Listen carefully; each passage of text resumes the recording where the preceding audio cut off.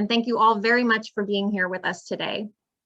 My name is Teresa Blumenstein, and I'm the New York coordinator of the group that's sponsoring today's event, the Justice Coalition of Religious, also known as JCOR. JCOR is a coalition of 19 United Nations accredited NGOs that collectively represent nearly 200 congregations of Catholic religious sisters, brothers, and priests. While each unique in their history, leadership styles, geographic presence, ministry experience, and approach to service, these 200 congregations have in common a mission to be agents of healing and comfort to those who are suffering. Some respond to the socioeconomic ills of poverty and lack of educational opportunity. Others respond to physical illness, others to emotional grief, and still others to the cries of our natural environment. Since long before our nation's governments adopted the Sustainable Development Goals, and even long before they formed the United Nations itself, Catholic religious have been tending to the wounds of our world and working toward one characterized by justice and sustainability. Each of the member organizations of JCOR has established a presence at the UN to ensure that the voices and perspectives of the most wounded and those who live and serve alongside them are not left out of the global conversation that aim to make peace and justice a reality. Today, we will have the privilege to hear the experiences and insights from just a few of the countless social, medical, and environmental ministries through which Catholic religious seek to serve those on the disconnected side of the digital divide. We have all witnessed how the ongoing COVID-19 pandemic has widened pre-existing socioeconomic inequalities to a veritable chasm. Almost overnight, reliable access to electrical power, broadband internet, and an internet-enabled device became prerequisites for the enjoyment of many of the human rights, civil and political participation rights, and economic, social, and cultural rights that serve as the backbone of the UN system. Pivots to technology-based services have allowed for the relative continuity of many vital services and jobs for those with internet access. Unfortunately, according to the 2020 World Social Report, the internet-connected population includes 85% of the global north, but less than 20% of the global south.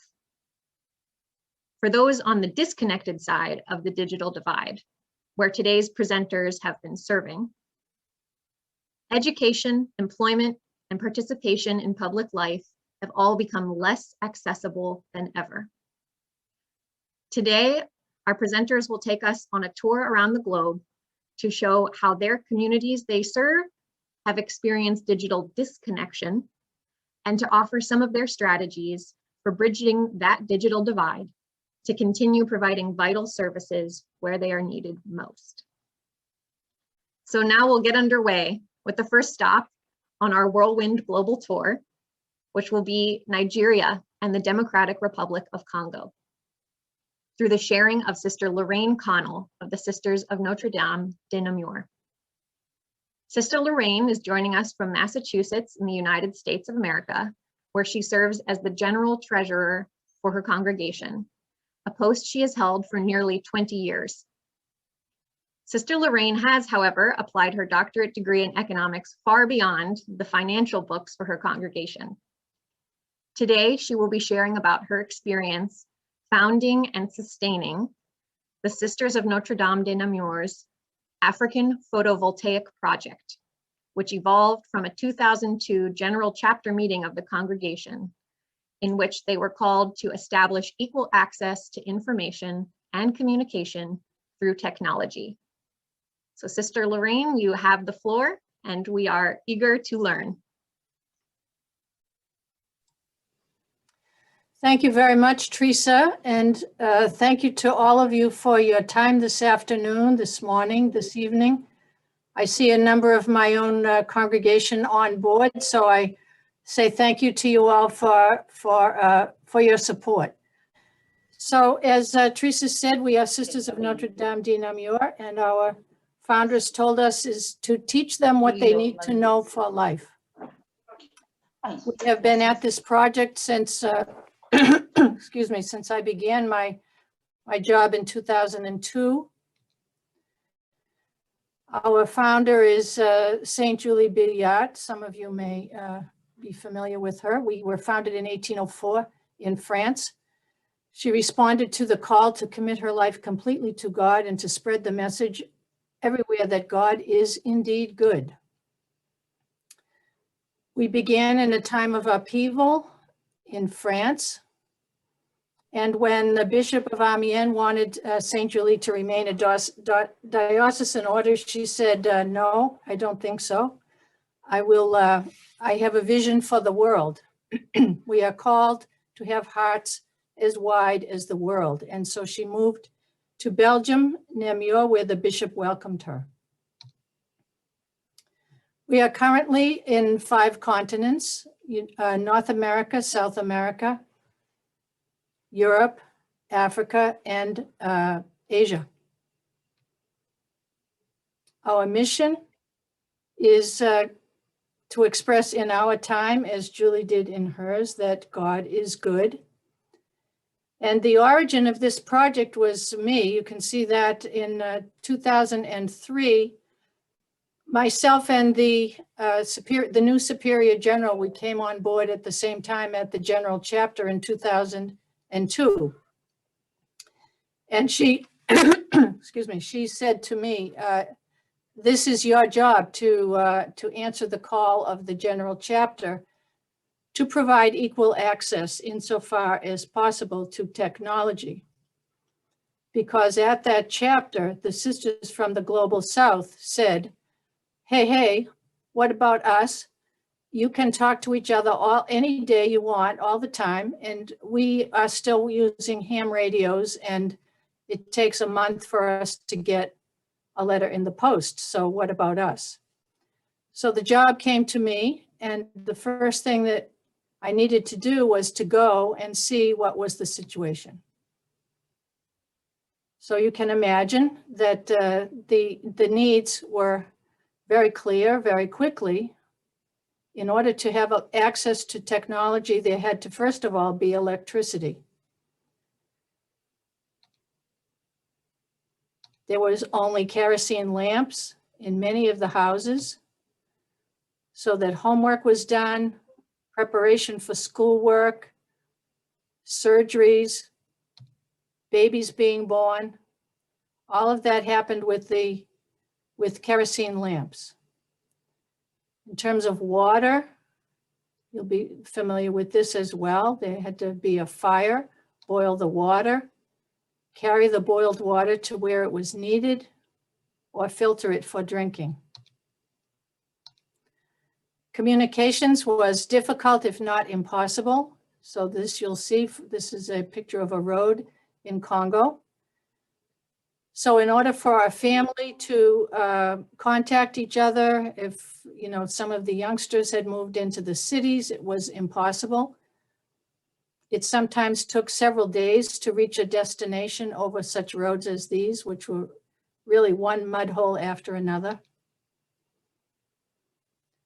And as I said, the job that got put to my desk was this. We, Sisters of Notre Dame de Namur, are called to address as far as possible issues of translation and equal access to technology and information. And so we started what is known as the African Photovoltaic Project. So what is it? It's a project that that provides electricity, clean water, and internet access. And we started with our missions in Nigeria and Democratic Republic of Congo because that's where most of the bulk of our sisters in the South, that's where they are located. The solar panels gather energy from the sun and send it to the batteries. This was one of the first systems that we set up, so you can see that things have evolved in the last, well, it's a little more than 15 years now. We used big marine batteries to begin with that were shipped from the United States.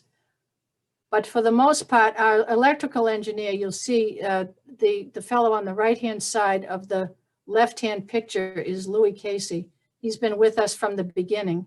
He is an electrical engineer who really, who bought into the mission. That's all I can say, is that he sees it as much as his life work as we see it as ours.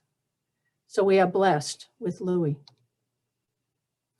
The original water purification system was very simple, a filter and an electroviolet light. This is one of the first satellites. We have some very entertaining stories about satellites being held hostage in airports and things like that, but we don't have a lot of time for that. Another time. We used our own sisters to learn how the project worked because they insisted that it was not to be just an American project where you came and you do something. Oh yeah, you come and you do something and then you leave, and if it doesn't work, we don't know how it works. We don't know how to fix it. So we don't want it unless we can control it. And so they have been part of the learning of it from the beginning. Early on, the solar panels went on the roof, but as time has gone along and the needs have increased, we have improved the system so that we now have an array that is built out in a field. In many of the cases, we have upgraded the inner parts of the electrical system. And where is it? It's in, they're in, you can see here a list, which won't mean much to a lot of you, but they're in both Nigeria and Congo. Nigeria is different than Congo in that they had the capacity within their own sisters to arrange for the systems that they needed. So as we were raising money, we sent them the money for them to take care of the systems themselves, and that's what they did. In Congo, we have continued to provide, because of they're much more off-grid, we've continued to provide engineering and the setup and to assist them to create a team of people in the Congo who are able to provide for the viability and sustainability of the systems. Here's Louis. Here's a story of when the lights first went on at one of the hospitals. A little boy was being born and they named that little boy Louis after him. So as time has gone along, we've improved the system because what we realized is that electricity was not enough. We thought electricity and we'll provide for the filtering and the purification of the water. The fact is that there was no water in some cases. The children from the school used to go down and carry the water back to the schools on their heads in the morning as part of their preparation for school. So over the last 5-6 years, what we've been doing is to improve the water system and the internet upgrades. So we've had solar systems, creation of teams. It's all very important. We know that they need, when we are no longer able to provide for engineering and money, that they need to be able to take care of it themselves, and we are training them to do so.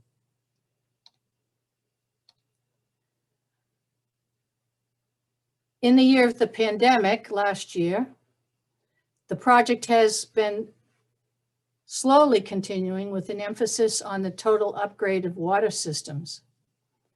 One of our provinces in the US, the Ohio province, has been a big assist to us in terms of raising money for the pure water part of the project, so the upgrade of all the water systems. We now have a sister in Congo herself who is being mentored by Louis Casey in order to be in charge of the maintenance and the sustainability of the whole system. He's teaching her how to do the business practices, the finances, and all of the procedures that need in order for the system to continue. Most recently, we have been engaged in upgrading the water. So you can see here, there've been a number of the water projects that have had to be renewed. So you can see cisterns and piping and overhead tanks. And our latest project is a project in a village called Palende, which is probably 400 or 500 kilometers from Kinshasa, where we are hoping to be able to renovate the entire water system for the village with the help of the Jesuits. The Jesuits run the parish there, and we run a number of schools there. So we're in collaboration with them to see how soon we can begin. We have some money available for that. We are raising additional money for that. And the Jesuits are also raising money for that as well. So the pictures that follow are that project for the whole village.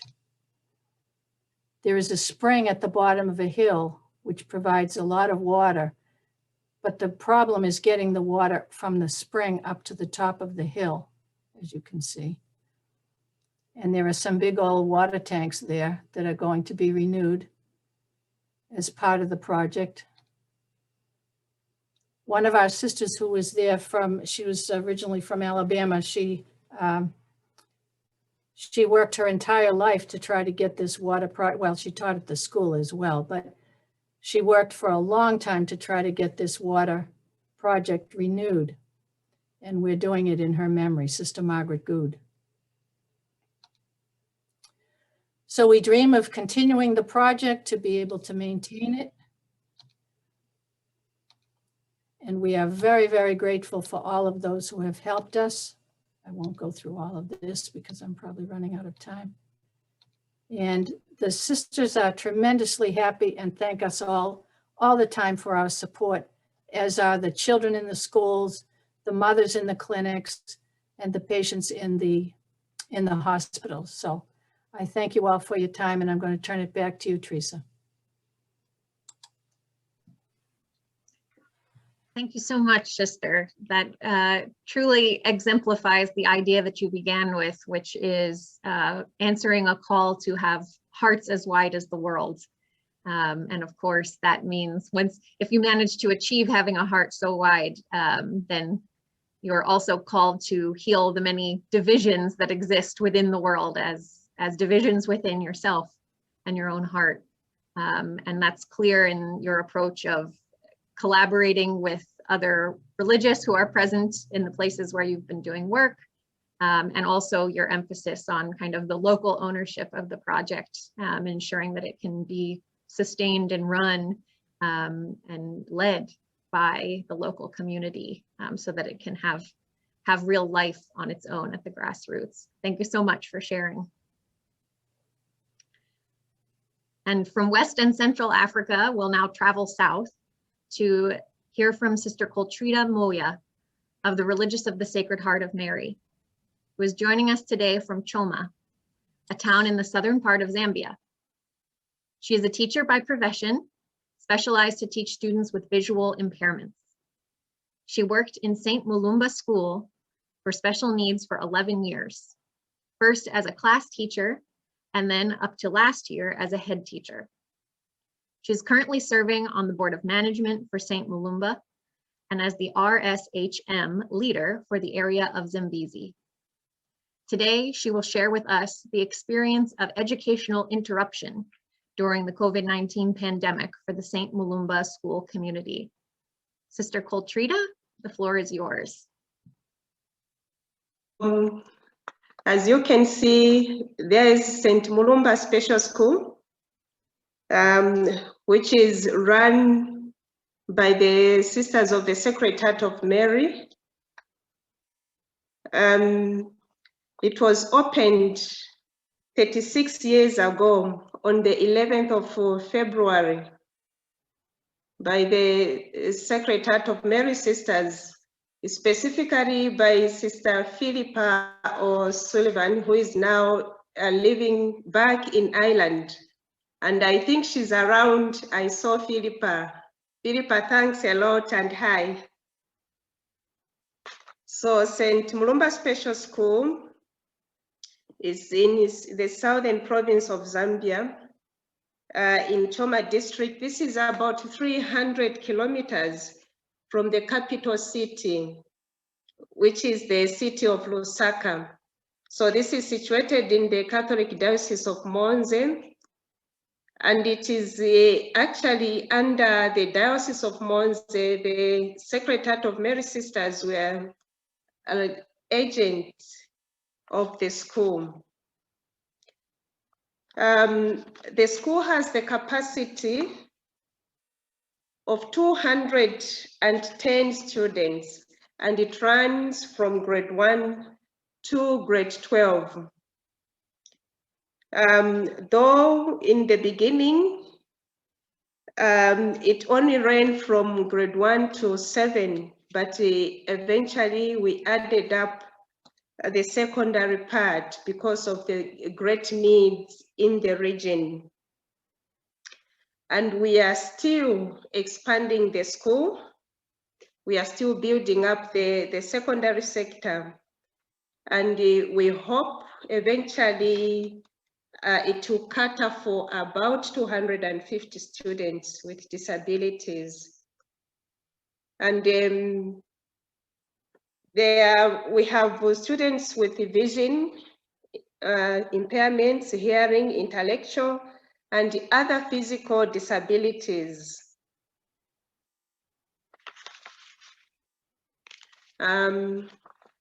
The digital divide in education amidst the COVID-19 pandemic. So the students with disabilities at St. Mulumba, they are from different parts of Zambia. The school, it is a boarding school. The students live there, but there are a few that commute. So these are from urban and rural. A good number are orphans, and also from child-headed homes. The gap is quite noticeable, actually. And again, we can say from those from urban, there are also differences. And also those from rural areas, there are differences. Some are very poor, some have no access to internet. And in the rural areas, generally, there is a limited or no electricity at all. And in rural areas, again, parents can be peasant farmers. So their income would be very, very low. And then the noticeable digital divide. So we have like lack of access to technology. And this mainly would be due to poverty, and a number of remote areas, as I said earlier, they have no access to electricity. And then when there is access to electricity, it is coupled with load shedding. And the load shedding, this is the country's efforts to reduce the load on power generating plants. So usually the electricity supply company takes off electricity in different parts of the country at different times. So it could be from 4 hours to 8 hours, or maybe even to the whole day. And then you'd also like have no or limited assistive devices for the differently abled, and even inadequate computers. And then the other thing is that in schools here and our own school, primary and secondary school students, they are not allowed to be with phones while attending school. But they can use computers. And then the other noticeable digital divide is the poor literacy. And this is especially among the students with the hearing impairments, because they use sign language and their vocabulary is quite limited. And I can say it seems to be very limited as compared to the digital world. So they need a lot of guidance. And then the other noticeable divide is the cultural attitudes. And for the cultural attitudes, a number of parents, they would think the disability of their child is as a result of witchcraft. So our children, sometimes, a good number of times, they are thought to be victims of witchcraft. So this is very difficult, and this can overshadow positive ways to help the ones with disabilities.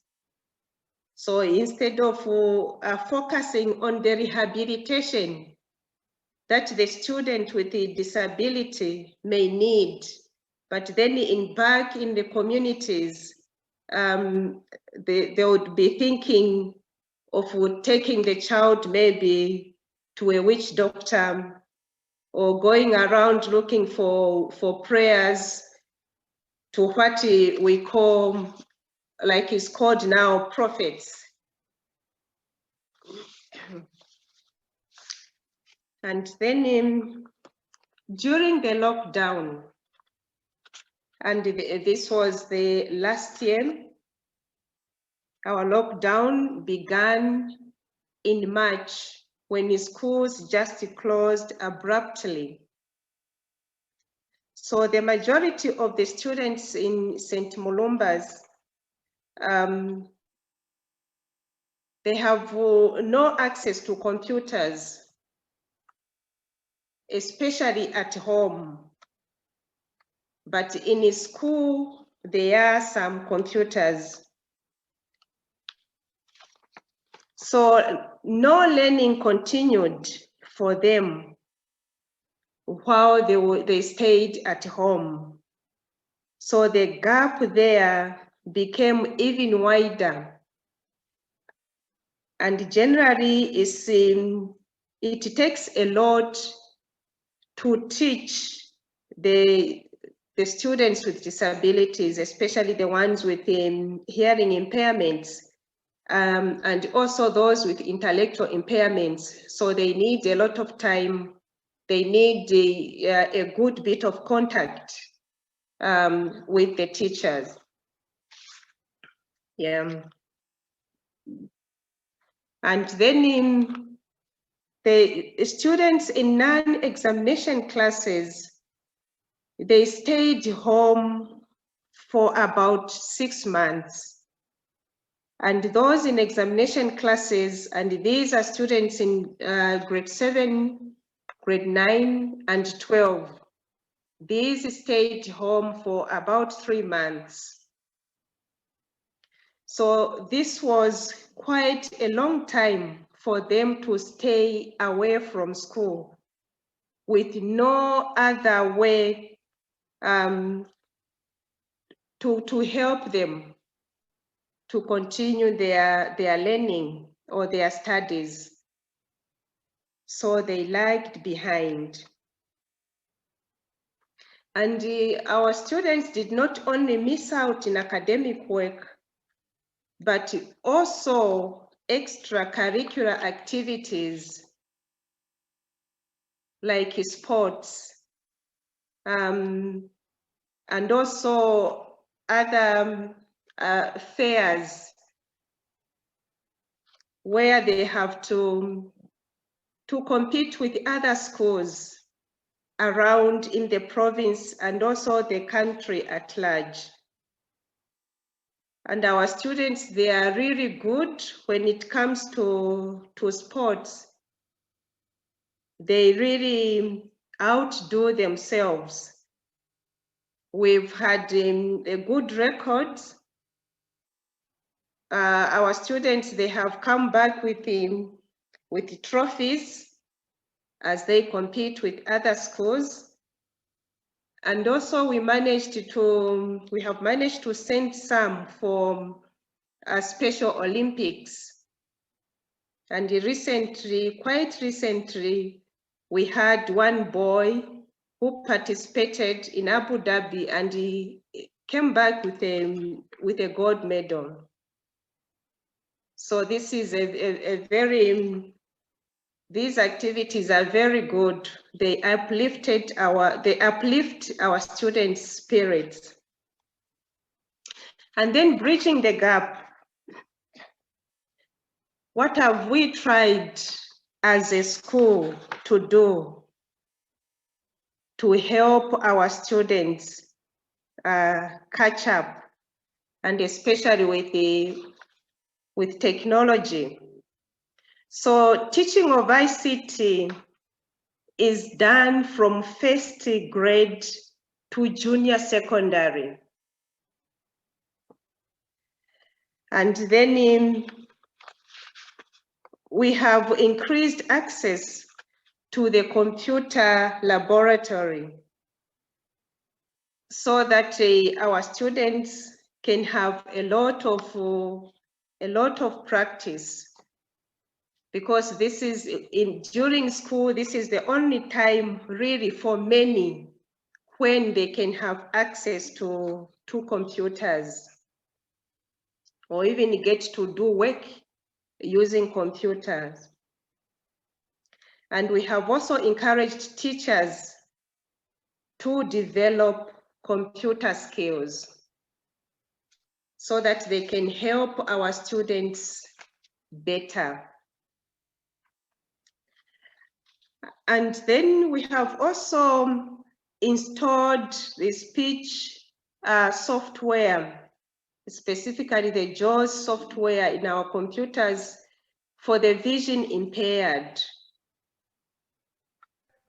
So this software enables them to use the computer. Whichever key they touch, the computer speaks to them. So the students are able to do a lot. And then we have enhanced or created ICT clubs. So this is also to help our students, because then during the clubs, they are able to bring out the challenges that they face. And then together in the group, they tackle the challenges with an accompanying teacher. And we have also encouraged parents to learn ICT, and also specifically to learn the language of their own children, and like sign language, because this is in one area where there is a big barrier between the students and their own parents. And we have encountered so many parents getting frustrated because there was lack of communication with their own children. And then we have enhanced our collaboration with other neighboring schools through continuing professional development activities. So this is where the teachers in our school, they go out and learn from other teachers in other schools, and also vice versa. The other schools, they come to St. Mulumba to work together and interact together to develop, for further developing of skills and knowledge. And then our hopes and aspirations. We hope to have adequate computers and avail good internet to the students. And for us to do this, we are looking forward to building a larger room or larger computer laboratory that will hold a good number of students. And also the collection of educational games for all levels. And we hope that we allow students to use phones during ICT lessons. So this would do, especially smartphones.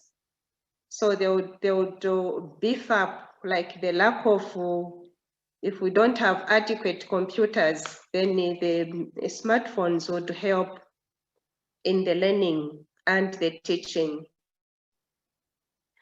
And also providing assistive devices for different disabilities, like adequate hearing aids for those with hearing impairments, recorders for the vision impaired and note takers. And you can see there in the picture the equipment that our students with vision impairments use. So the top picture there, you see the brailles, that's the braille typewriter. And then down there, our students they are using the handy frame. And as I am speaking, what they really normally use is the handy frame, because the typewriter, they break down and we are not able to purchase within the country. So we have to purchase those typewriters, maybe from South Africa or even US. But with the use of computers and with JAWS inserted in them, it will really enhance the learning, because they would just excel. Work would be made easy, and they would be able to print using the Braille printer. The country has the social protection policy, but it does not reach a good number of our students. So we are hoping that we can lobby our government so that this social protection policy can embrace a bit more of the students or people with disabilities, and also to lobby the government to lift off the taxes on imported equipment for people with disabilities. So usually when we purchase a bigger equipment, we have to pay tax. So we hope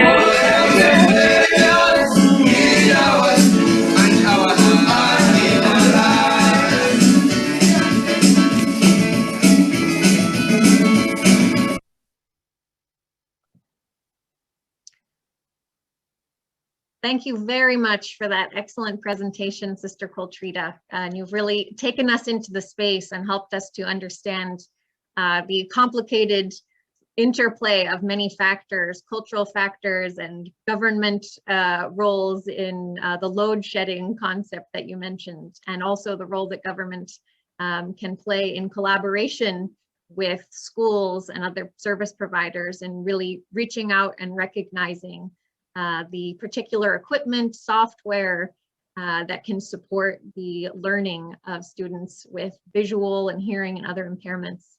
And all of the steps you have proposed sound like a very positive, bright horizon for your students. And we look forward to seeing that in the future as you continue to expand your services and the equipment that you have available to you. So now we will leap once again in our world tour to the Pacific to hear from Nai Design Joanne Talasan, an associate of the Medical Mission Sisters. Nai Design is a teacher in 2 schools for Indigenous peoples, both of which are run in partnership with the Medical Mission Sisters and the Diocese of Malebale Bukidnon, which lies in Mindanao in the southern part of the Philippines. Nai Design is also the Secretary of the Indigenous Peoples Apostolate for the diocese. She is prepared to speak to us about the Indigenous peoples' experience of the digital divide via a video presentation, which she'll give in the native tongue of her Indigenous community with the benefit for our sake of English subtitles.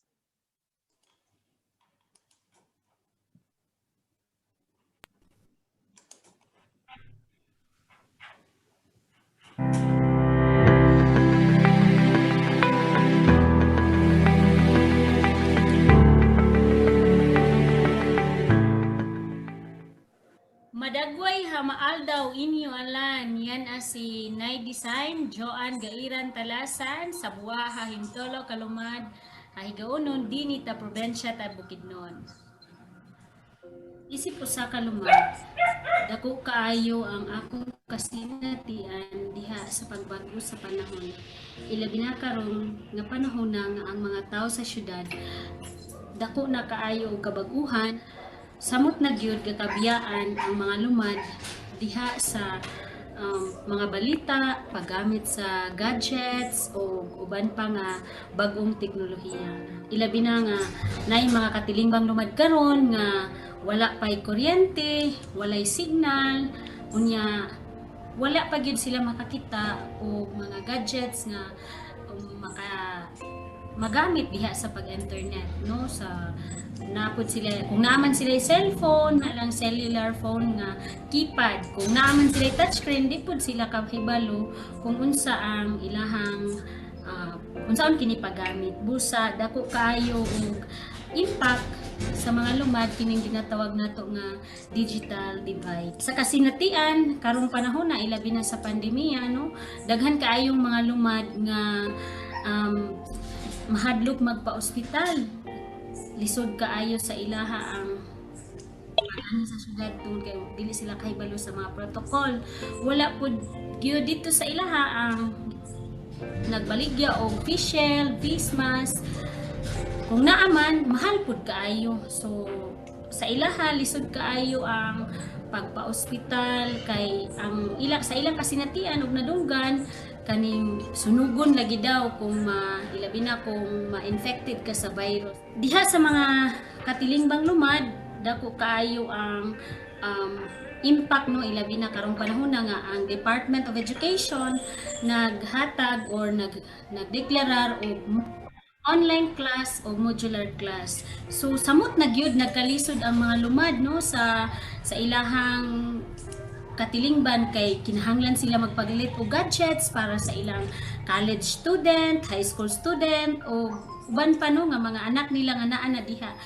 Tani lisod gid ang paggamit sa ilang mga anak kay walay orientasyon unsaon paggamit pud ang touchscreen nga cellphone, unsaon paggamit nga maka-internet ka, kay kung wala pud kay kwarta dili pud ka maka-access og internet kay kinahanglan man mag-load. So kana pinakalisod nga kahimtang sa mga lumad, no, diha sa katilingban.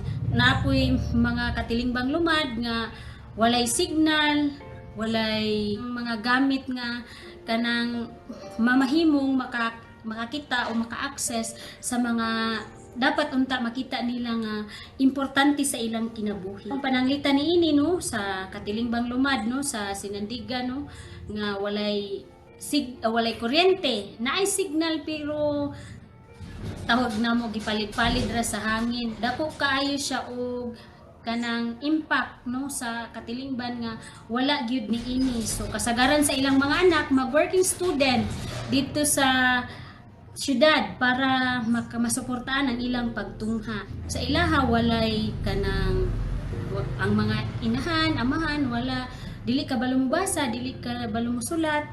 Kung makabasa man or makasulat, kana ra pong kuan no kanang Binisaya or Tinagalog apan maglisod gani sila pagsabot niini. Sa tinduga pod nga kahimtang naa may signal apan wala pod sila kuryente.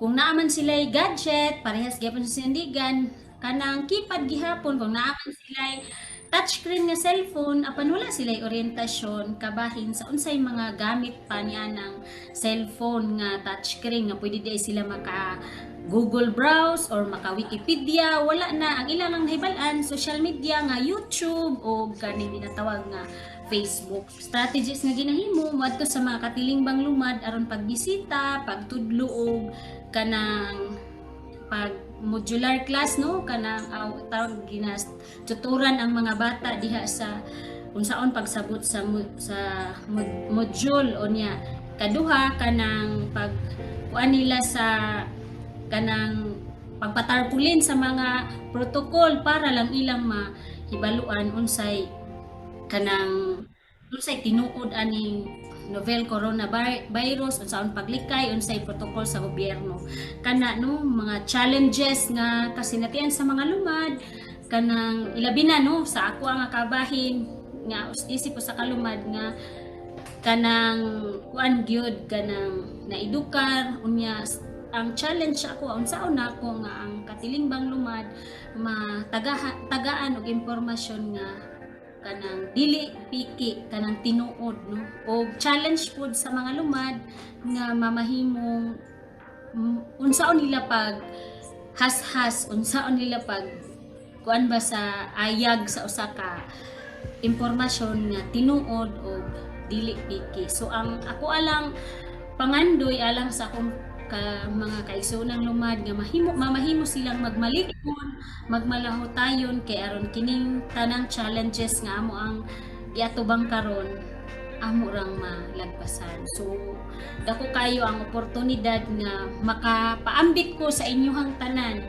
niining among kasinatian diha sa ginatawag nato nga digital divide para sa mga katilingbang lumad. So sa daghang salamat ug maayong adlaw kaninyong tanan.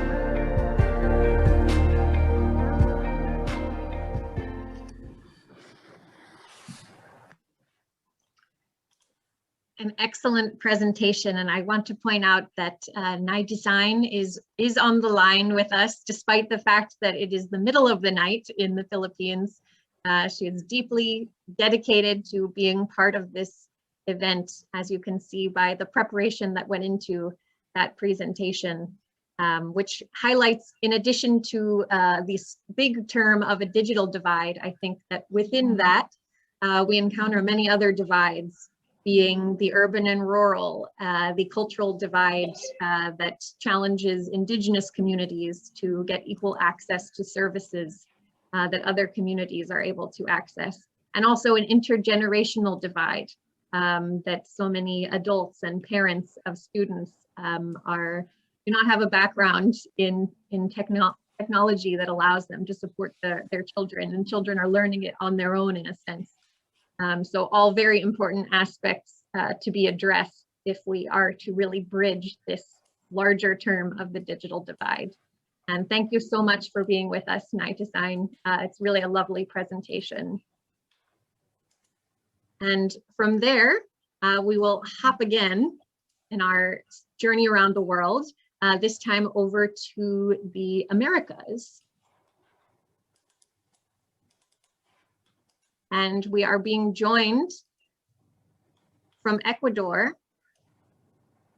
by Sor Elena Saavedra Pardo, an Ecuadorian from the province of Loja in the city of Carillamanga, a Salesian religious sister from the Institute of the Daughters of Mary, Help of Christians. She's currently working in the project office of the Sacred Heart Province as coordinator. She has 30 years of experience in consecrated life and a deep desire to build a world of sisters and brothers where we all feel welcomed and can offer the richness of our differences. Today, she will present for us several projects through which the Salesian sisters in Ecuador and Colombia are reaching across the digital divide to ensure educational continuity during the pandemic. Sor Elena, you have the floor. Buenas tardes, gracias.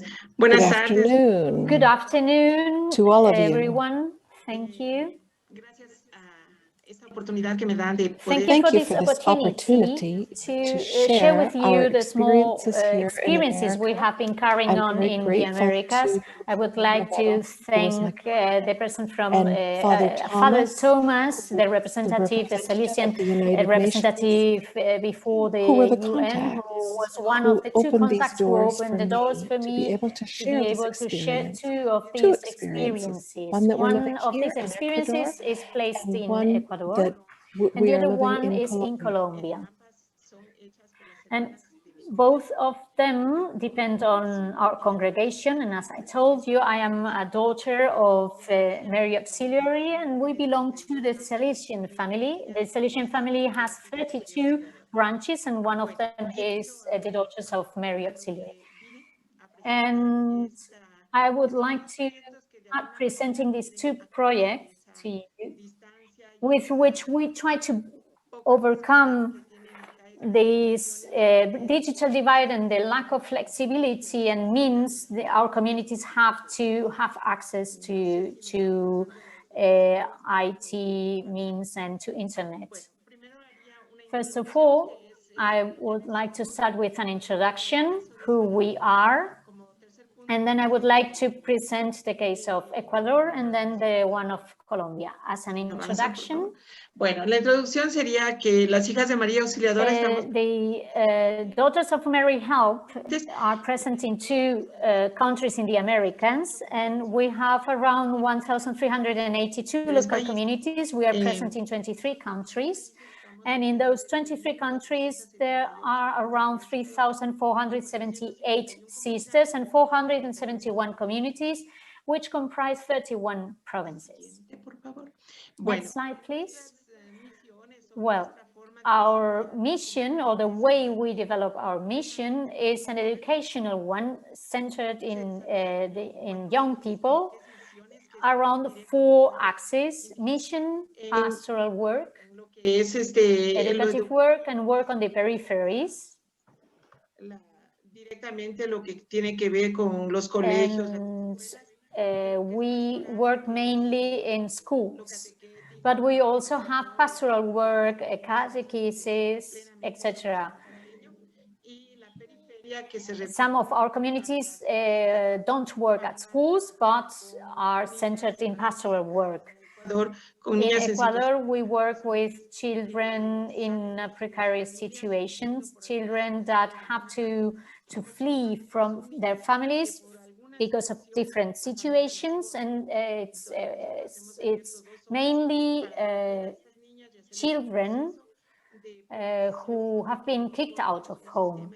And we put them up, we try to reintegrate them to normal life and to school.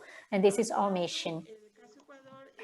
In the case of Ecuador, we have provided solar panels and radios for 20 communities in Yaopi, which is in the Ecuadorian Amazon, so that 134 adolescents and young indigenous people of the Shuar ethnic group remain in the educational system. Because the situation during the pandemic cut them off. The students were sent home, and the solution that was offered to them was to attend online classes. But in the Yaopi mission, that was almost like reaching for the stars. So in this mission, which is in one in one province of Ecuador. Ecuador has 24 provinces, and one of them is the one of Jaubi, where our mission is placed. So in the Salesian school, Padre Jose Vicente Rivadeira, that's a school that we have since 1959. And this school tends to 171 indigenous students for full-time secondary education. Primary education would be the first seven levels, from 5 to 11 years old, and then the next years it's secondary education, where they would finish basic formation before going to university. So in this school we offer the secondary education. For primary education, they attend the small local schools that they have in their own villages. But then when they have already attended those small village schools for 7 years, they join our school for secondary education. Before the pandemic, we offered boarding school, obviously, because most of them came from very distant villages. They had to walk around 1 to 3 days. So we offered a boarding school, one for what we offer the boarding school for girls, and the Salesian Brothers offer the one for boys. But during the pandemic, they had to stay home. So we offered them 20 panels, one in each community, so that they could have electricity. Because due to the pandemic, they couldn't come to the school. So we couldn't have them in the boarding school as usual, because there was a very high risk of COVID. So we also talked to the Windsor mayor, which is a village close to the city, and they allowed us to use the radio station, and we organized lessons from 9 to 1 in the morning, so that the students could listen to the radio and follow the lessons, together with some newsletters that were financed by the Education Ministry of the government. The Ministry of Education issued some newsletters with educational contents that were distributed to everybody. And so we complemented them with the radio program. Que no podían sintonizar So we las clases por radio. Cover more or less 171 indigenous students, but only in those places where they had electricity. And that's why we installed these new 20 panels, solar panels, so that they could have access to electric light for them to study, and radio communication, of course. Students used to meet at a specific time to listen to the radio, because we offered a different level of education in the radio program. So each level would meet once a week, and so we also avoided the risk of contagious and avoided big groups meeting up. So here you can see the director, both directors of the boarding schools for girls and for boys. También aquí se logró la corresponsabilidad de la comunidad en el cuidado y en el... The community also took responsibility of maintaining all the solar panels, and the eldest students also learned how to maintain the equipment, so that the initiative didn't last for a few weeks, but so that the project could run in the long term. En los paneles que lo necesitan. We also took care of spare parts, so that each community, each village had enough spare parts to keep the project running. And now I would like to comment the case of Colombia. Colombia has around 600 Daughters of Mary, and they are organized in 4 inspectorates with one main center in Bogota and another one in Medellin. And some of these inspectorates, called Maria Mazzarella, is the one running this project that it's in Barranquilla, in the city of Barranquilla, in the Atlantic Department, close to the Caribbean coast. This community is called Our Lady of Fatima. The community or the school has 1,935 students who come from situations of poverty, and they are provided with basic primary and secondary training or education, as well as vocational training.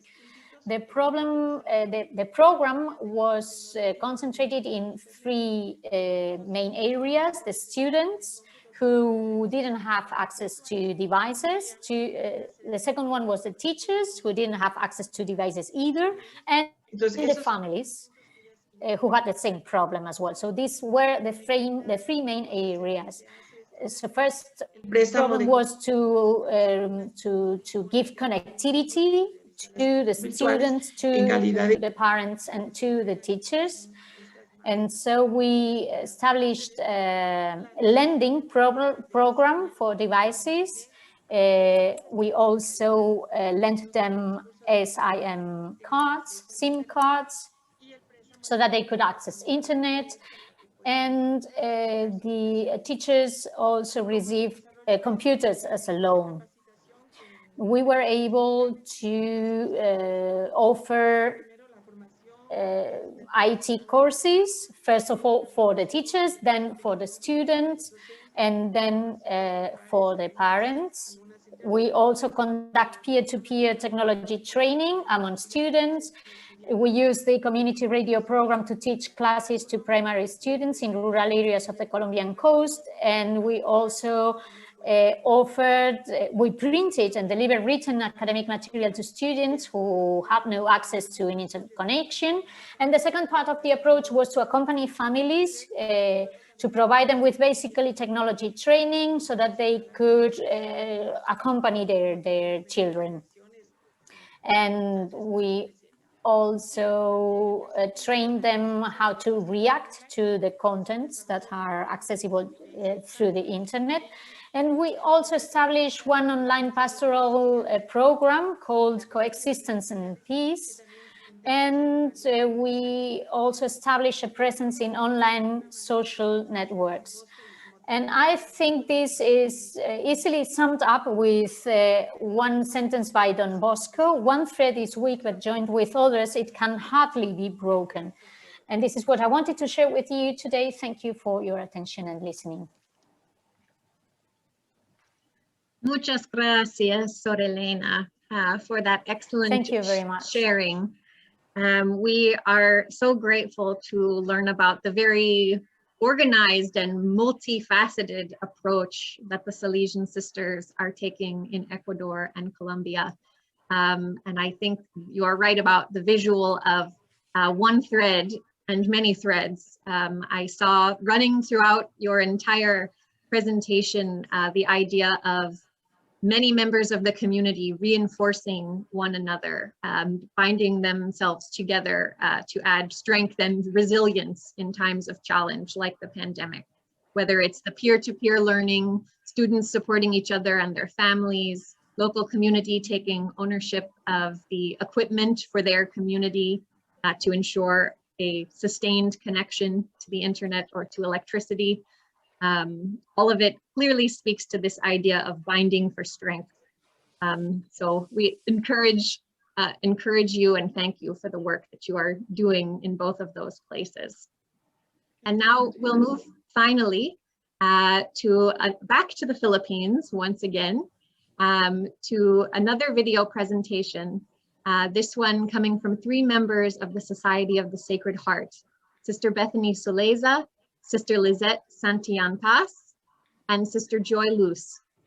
They will highlight the work of the Society's St. Madeleine Sophie Foundation, which provides early child education, tutorial and supplemental education, youth formation, scholarships and educational assistance, and income-generating activities for underprivileged families in San Jose, Montalban, Philippines.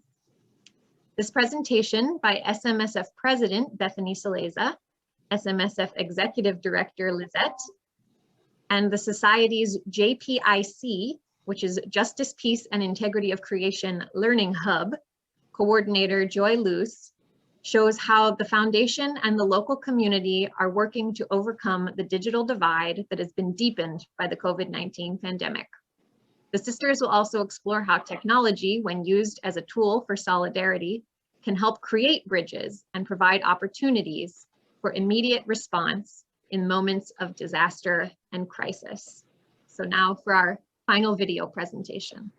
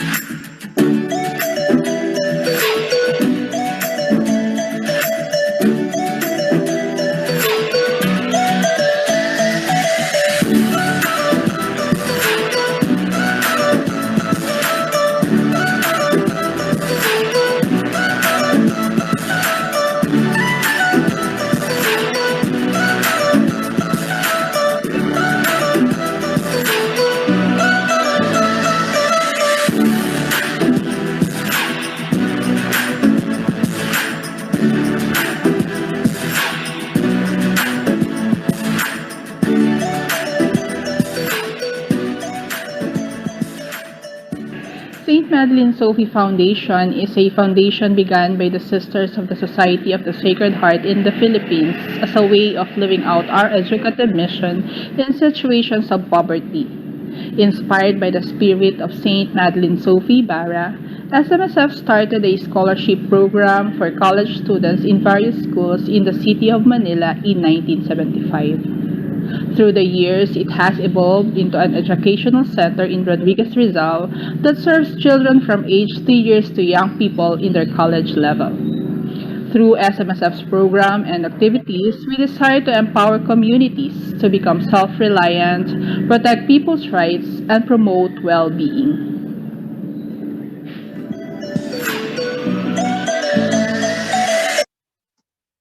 Into an educational center in Rodriguez, Rizal that serves children from age 3 years to young people in their college level.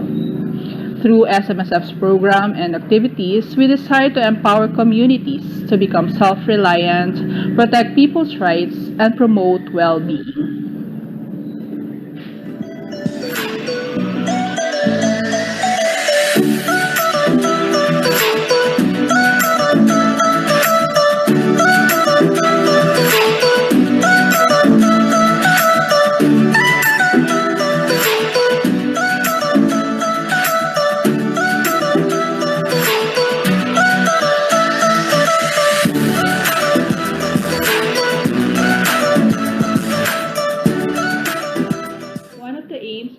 Formation program is to help our young people participate in responding to the needs caused by poverty. Since poor families do not have books in their homes, we created a mobile library which our youth members can bring to different areas, which they can share with the children. We also have reading program. This one is in partnership with one of the biggest elementary school, government school here in the province. This partnership came up after we learned that still many of the students who are enrolled in this school are still non-readers. Before the pandemic, SMSF programs provided opportunities for children which they would normally not have given the situations of their families. But with the implementation of the community quarantine, our operations stopped and our partners became more isolated from accessing basic services and commodities. Many parents lost their jobs, some were trapped in their workplaces, because there was no public transport, schools were closed, and children were left to stay in their homes without learning materials. The government was not ready to respond to the basic needs of the people, and the school system was caught off guard and had a hard time transitioning to the new normal. Since we cannot go and visit the families in the areas, our first response was to set up a chat group for the mothers so we can get updates of their situation. They shared their worries as well as they encouraged one another. When donations started coming in, the chat group became our way of communicating to them the schedules for the distribution of relief goods.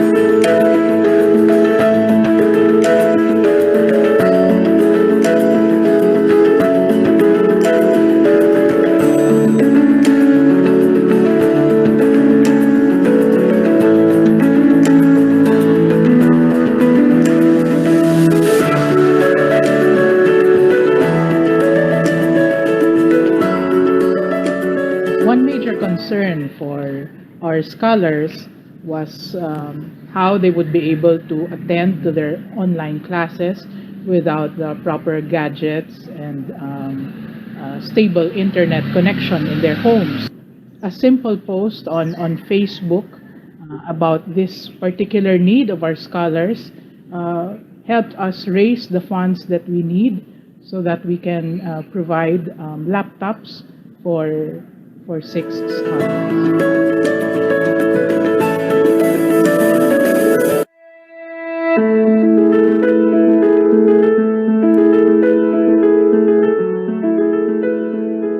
On November 12, Rodriguez was hit by a devastating typhoon called Ulysses. Many poor families were forced to move to evacuation centers. They lost almost all of their belongings. Some of them even lost their homes.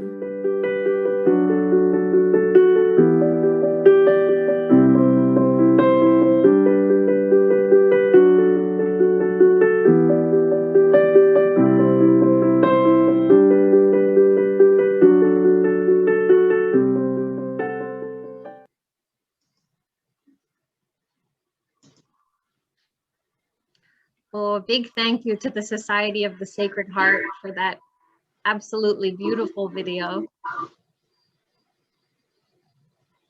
And I think it really comes around after hearing all of these presentations together, how there really are so many commonalities despite traveling across the globe to collect our stories. We continue to hear stories of common needs, common obstacles, and then also many of similar solutions, despite being in very different settings. And that within each of those solutions, there's a need for partnership and collaboration, for common action in response to these common needs. And that video presentation summed it up in a wonderful way. We may have time for possibly one, maybe two questions. So I will ask if Sheila could bring forward perhaps a question or two from our chat box, and maybe ask two questions together, and then we'll invite our panelists to respond to whichever of the two or both as they would like to.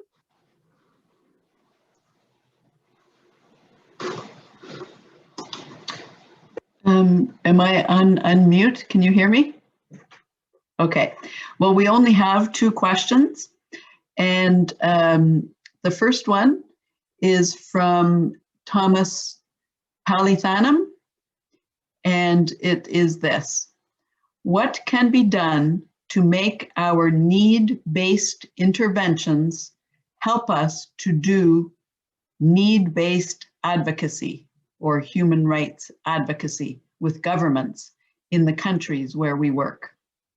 We would be happy to hear some good practices in this regard. That's question one, about good practices that will help us do need-based advocacy. The second question: how do the students manifest their desires for better access to technology? And that question comes to us from Virginia Dorgan. So if any panelist would like to answer either of those questions, not mandatory, but if you would like to respond, you're free to open your microphone and answer.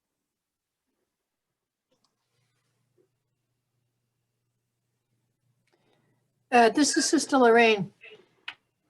One of the things that has worked for us in Congo is to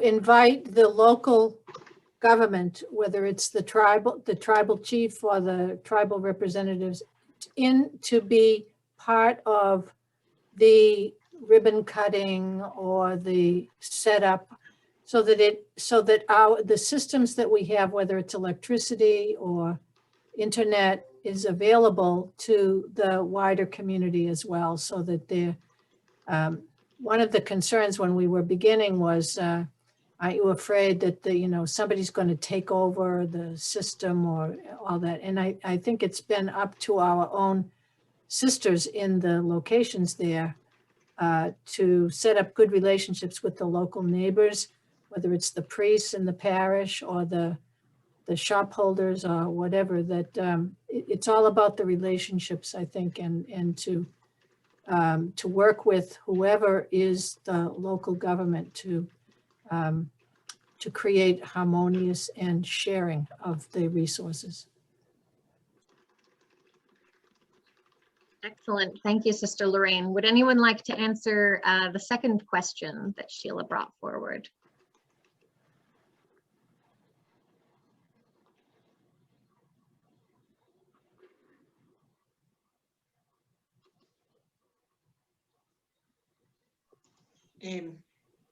Bueno, yo desde Ecuador. From Ecuador, what I could see in our students, well, you wanted to know how students express their need for technology. And well, we could see in the readiness they had and the eagerness they had to learn. we could realize that they needed to move forward. They felt that they couldn't stay at home for 3 or 4 months due to the lockdown, because it was forbidden to go to school, and they felt that they were trapped, and they were really eager to learn. Because, well, I don't work directly with students, I work at the office, but nevertheless, they were ringing the sisters and sending messages. When are you opening up? How can I continue to learn? Listen, I am calling you from the telephone of my neighbor. I don't have access to anything. How can I have access to the lessons? So this was maybe very simple, but it showed us that they needed that access. It was not, they didn't understand the lockdown as, oh, hooray, vacation. In their small way and in their own fashion, they transmitted us that they needed something, that they needed IT tools. And that's what I wanted to share with you today.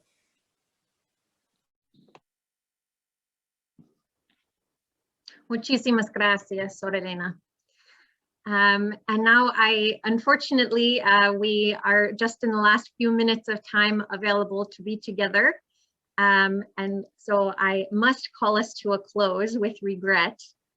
But I do want to say before we part, a big thanks, hearty thanks to each of our panelists and to their UN representatives who invited them to the table today. And really to the entire global family of sisters, brothers, priests, associates, and partners in mission that you have represented in your testimony today.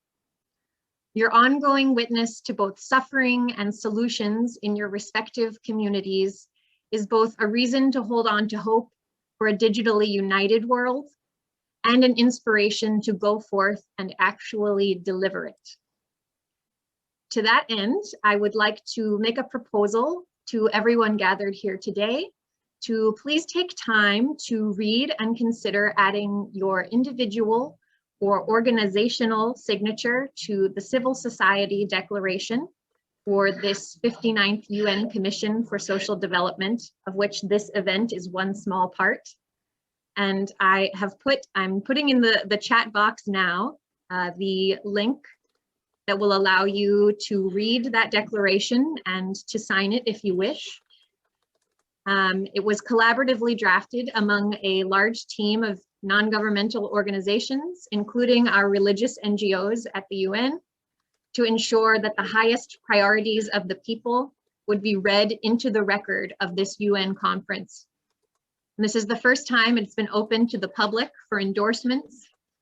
So we encourage you to take advantage of this opportunity to have your name included. I also want to thank once more our wonderful translators for bringing us together across linguistic divides today. And finally, on behalf of the global family of the Justice Coalition of Religious, I hope that we might see you again in a few weeks when we offer an online welcome and orientation session for women and men religious who will be participating in the UN Commission on the Status of Women. Those details will be shared by email with those of you who are members of religious congregations.